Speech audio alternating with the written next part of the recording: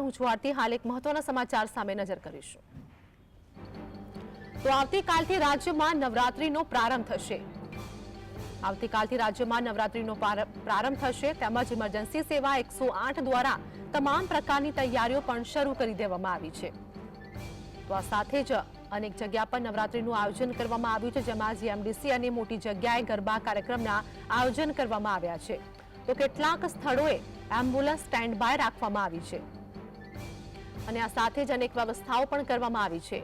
અમદાવાદમાં IIM, helmet circle, SG હાઈવેમાં કામગીરી કરાશે। તો આ સાથે જ પીક અવર્સ દરમિયાન કામગીરી યોગ્ય થાય તે માટે પણ કામ કરશે। તો આવતીકાલથી નવરાત્રીનો પ્રારંભ થવા જઈ રહ્યો છે તેમજ સમગ્ર રાજ્યમાં 25 થી 30 જેટલી એમ્બ્યુલન્સ નવરાત્રી માટે સ્ટેન્ડ બાયનો પ્લાન કરવામાં આવી રહ્યો છે। મેડિકલ ઇમરજન્સી માટે પણ સ્ટાફ પણ સ્ટેન્ડ બાય રાખવામાં આવશે। આ સાથે જ આવતીકાલથી રાજ્યમાં નવરાત્રીનો પ્રારંભ થશે તેમજ જે જગ્યાએ નવરાત્રીનું આયોજન કરવામાં આવ્યું છે ત્યાં આગળ એમ્બ્યુલન્સ પણ રહેશે। આજ મુદ્દે અમારી સાથે અમારા સહયોગી જતીન અમારી સાથે લાઈવ જોડાઈ ગયા છે। જતીન, નવરાત્રીનો પ્રારંભ થવા જઈ રહ્યો છે આવતીકાલથી અને આ સાથે જ અનેક વ્યવસ્થાઓ કરવામાં આવી છે, શું વધુ અપડેટ? બિલકુલ, આવતીકાલથી નવરાત્રીનો પર્વ શરૂ થઈ રહ્યો છે। 9 દિવસ માટે આ પર્વ જે છે તે ખેલૈયાઓ ગરબા ગાઈને ઉજવણી કરતા હોય છે, પરંતુ ક્યાંક ને ક્યાંક અત્યારે હાર્ટ એટેકના બનાવો વધી રહ્યા છે તેમજ ઇમરજન્સી કેસોમાં ખૂબ જ વધારો થતો જોવા મળી રહ્યો છે। તેને લઈ 108 દ્વારા પ્રી પ્લાન જે છે તે બનાવવામાં આવ્યો છે। 108 જે સતર્ક બન્યું છે, તમામ સ્ટાફ જે છે તે 24 કલાક સ્ટેન્ડ બાય જે છે તે રહેવાનો છે। મહત્વની વાત છે કે જે પ્રમાણે નવરાત્રી આવી રહી છે, નવરાત્રીને લઈ 108 દ્વારા તમામ પ્રકારની તૈયારીઓ તો કરી દેવામાં આવી છે, સાથેમાં જ દરેક શહેર દીઠ 25 થી 30 એમ્બ્યુલન્સ જે છે તેનું પણ આયોજન કરવામાં આવ્યું છે। સાથેમાં જ કહી શકાય કે જે પ્રમાણે નવરાત્રી આવતી હોય છે, નવરાત્રીમાં મોટા મોટા ગરબા આયોજકો પણ ગરબાનું આયોજન કરતા હોય છે, તેને લઈ તમામ પ્રકારની તૈયારીઓ શરૂ કરી દેવામાં આવી છે। સૌથી મહત્વની વાત એ રહેશે કે જે પ્રમાણે નવરાત્રી આવતી હોય અને ખેલૈયાઓ જે ગરબા રમતા હોય છે તેમાં ક્યાંક ને ક્યાંક મેડિકલ ઇમરજન્સી આવે તો તેના માટે 108 તમામ પ્રકારની વ્યવસ્થા કરી દીધી છે। 2 થી 3 જે પાર્ટી પ્લોટોમાં ગરબા થતા હોય છે તેના વચ્ચે એક એમ્બ્યુલન્સ જે છે તે રાખવામાં આવતી હોય છે। મહત્વની વાત છે કે કહી શકાય કે ગરબા આયોજકો દ્વારા તો હોસ્પિટલની અંદર ટાઈપ કરીને એમ્બ્યુલન્સો સ્ટેન્ડ બાય રાખવામાં જ આવતી હોય છે, પરંતુ 108 દ્વારા પણ તમામ પ્રકારની વ્યવસ્થા કરી દેવામાં આવી છે। 108 દ્વારા મોટા જે આયોજકો જે છે ત્યાં આગળ એક એમ્બ્યુલન્સ મૂકવામાં આવી છે, સાથેમાં જ એસજી હાઈવે ઉપર 12 થી 13 એમ્બ્યુલન્સ તેમજ જીએમડીસી ગ્રાઉન્ડ ખાતે 2 એમ્બ્યુલન્સ, હેલ્મેટ સર્કલ પાસે 2 એમ્બ્યુલન્સ તેમજ આઈઆઈએમ રોડ ખાતે પણ એક એમ્બ્યુલન્સનું આયોજન કરવામાં આવ્યું છે। એટલે કહી શકાય કે નવરાત્રીમાં ખેલૈયાઓને કોઈ પણ પ્રકારની મુશ્કેલી ન પડે તે માટે 108 દ્વારા સતર્ક ટીમ બનાવવામાં આવી છે। તે ટીમ દ્વારા કહી શકાય કે ટાઉન પ્લાનિંગ કરીને 108 ની જે ઇમરજન્સી કેસો આવતા હોય છે તેને તાત્કાલિક સારવાર મળી રહે તેમજ નજીકના જે હોસ્પિટલ અથવા પ્રાથમિક સારવાર કેન્દ્ર હોય છે ત્યાં લઈ જવામાં આવે તે પ્રકારે તમામ પ્રકારની તૈયારીઓ જે છે તે 108 દ્વારા કરી દેવામાં આવી છે।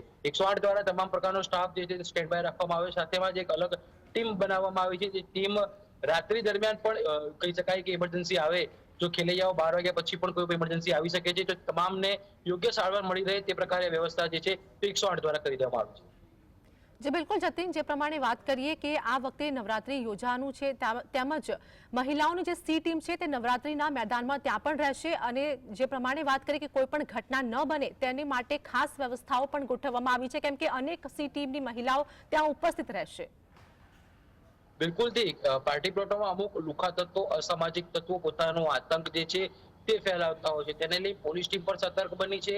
મહિલાઓની જે સી ટીમ બનાવવામાં આવી છે તે પણ પોલીસ ડ્રેસમાં નહીં પરંતુ સાદા ડ્રેસમાં ચણિયાચોળી પહેરીને તેઓ ગરબા રમતા હોય છે અને ત્યાં આગળ તેમને કોઈ પણ પ્રકારનો અસામાજિક તત્વો મહિલાઓને હેરાન પરેશાન કરતો જોવા મળે તો તેની સામે પણ કાર્યવાહી કરવા માટે પોલીસ તંત્ર પણ સતર્ક બન્યું છે। એટલે કહી શકાય કે આ વખતની નવરાત્રીની અંદર કહી શકાય કે ઇમરજન્સી સેવાઓમાં પોલીસની સી ટીમ પણ એક્ટિવ બની છે અને તમામ ક્રાઇમ બ્રાન્ચની ટીમ કે એસઓજીની ટીમ પણ અન્ય વેશ ધારણ કરીને ગરબા રમશે અને કોઈ પણ પ્રકારનો અસામાજિક તત્વો મહિલાઓને અથવા કોઈ પણ ન્યુસન્સ પેદા કરતું હશે તેની સામે યોગ્ય કાર્યવાહી કરવા માટે તમામ પ્રકારની તૈયારીઓ ગોઠવી દેવામાં આવી છે। જી જતીન, જે પ્રમાણે વાત કરીએ કે આ વખતે નવરાત્રીનું આયોજન જે પ્રમાણે અનેક જગ્યાઓ પર થઈ રહ્યું છે, પરંતુ 12 વાગ્યા સુધી નહીં, સવારના 5 વાગ્યા સુધી છૂટ આપવામાં આવી છે, તો ટ્રાફિકને લઈને પણ અનેક સમસ્યાઓ થઈ શકે છે, શું વધુ વ્યવસ્થા કરવામાં આવી છે? બિલકુલથી કહી શકાય કે નવરાત્રી આ વખતે વહેલી સવારે પરોઢિયે સુધી થવાની છે, તેને લઈ તમામ ખેલૈયાઓમાં ખૂબ જ ઉત્સાહ જોવા મળી રહ્યો છે। ખેલૈયાઓ જે છે તે મોડી રાત સુધી ગરબા રમતા હોય છે। જેના કારણે ટ્રાફિકની પણ મુશ્કેલી ઊભી થતી હોય છે. તેના માટે ટ્રાફિક પોલીસ દ્વારા ખાસ પ્રકારની વ્યવસ્થા કરી દેવામાં આવી છે. કહી શકાય કે જે પ્રમાણે નવરાત્રી જે આયોજકો આયોજન કરવામાં આવ્યું છે, જે એસજી હાઈવે ખાતે અલગ અલગ ટીમો બનાવવામાં આવી છે. જે તે વિસ્તારની અંદર ટ્રાફિકની ટીમો જે રીતે સ્ટેન્ડ બાય રાખવામાં આવી છે. રાત્રિના સમયે આ ટીમો જે છે તે વધુ કામગીરી કરશે, કારણ કે રાત્રે જે પ્રમાણે ગરબાનું આયોજન કરવામાં આવતું હોય છે, એક સાથે ખેલૈયાઓ જે છે તે ગરબા રમ્યા બાદ બહાર નીકળતા હોય છે, તેના કારણે ટ્રાફિકની સમસ્યાઓ પણ થતી હોય છે. એટલે કહી શકાય કે આ વખતે ખેલૈયાઓને કોઈ પણ પ્રકારની મુશ્કેલી ન પડે તેના માટે તે પોલીસ તંત્ર પણ સજ્જ છે, ટ્રાફિક પોલીસ પણ સજ્જ છે અને ફાયર બ્રિગેડની ટીમ સાથેમાં જ કહી શકાય કે મેડિકલ ઇમરજન્સીની ટીમ પણ સ્ટેન્ડ બાય રાખવામાં આવી છે. એટલે કે મોડી રાત સુધી ગરબા રમવાના છે, વહેલી પરોઢિયા સુધી ગરબા રમવાના છે, ત્યારે લઈ લોકોને ખેલૈયાઓને મુશ્કેલી ન પડે તે માટે તમામ પ્રકારની વ્યવસ્થા જે છે સરકાર દ્વારા કરવામાં આવી છે. જતીન, અમારી સાથે જોડાવા બદલ, સમગ્ર માહિતી બદલ આપનો આભાર.